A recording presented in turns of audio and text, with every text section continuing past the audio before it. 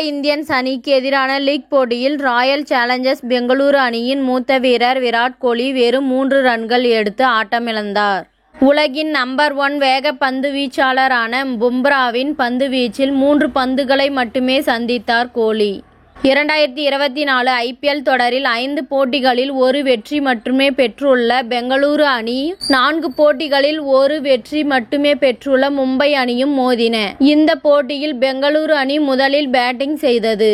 அந்த அணிக்கு விராட் கோலி, டூப்ளேசிஸ் துவக்கம் அளித்தனர். முதல் 2 ஓவர்களில் விராட் கோலி 6 பந்துகளை சந்தித்து 3 ரன்கள் மட்டுமே எடுத்திருந்தார்.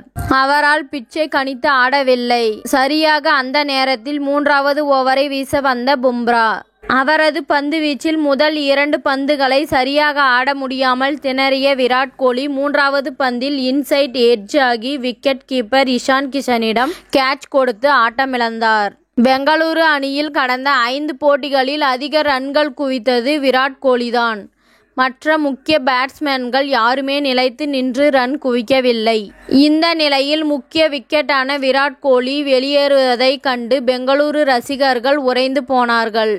எனினும் விராட் கோலி சென்ற பின் ரஜத் படிதர் மற்றும் டூப்ளேசிஸ் அதிரடி ஆட்டம் ஆடி அணியின் ஸ்கோரை உயர்த்தினர். கடந்த போட்டிகளில் படுமோசமாக ஆடி வந்த ரஜத் படிதர் இந்த போட்டியில் 25 பந்துகளில் எல்லாம் அரை சதம் கடந்தார்.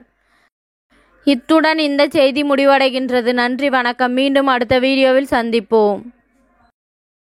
மேலும் இது போன்ற சுவாரஸ்யமான தகவல்களை அறிய தமிழ் சிறை சேனலை சப்ஸ்கிரைப் பண்ணுங்க, ஷேர் பண்ணுங்க, லைக் பண்ணுங்க மற்றும் கமெண்ட் பண்ணுங்க.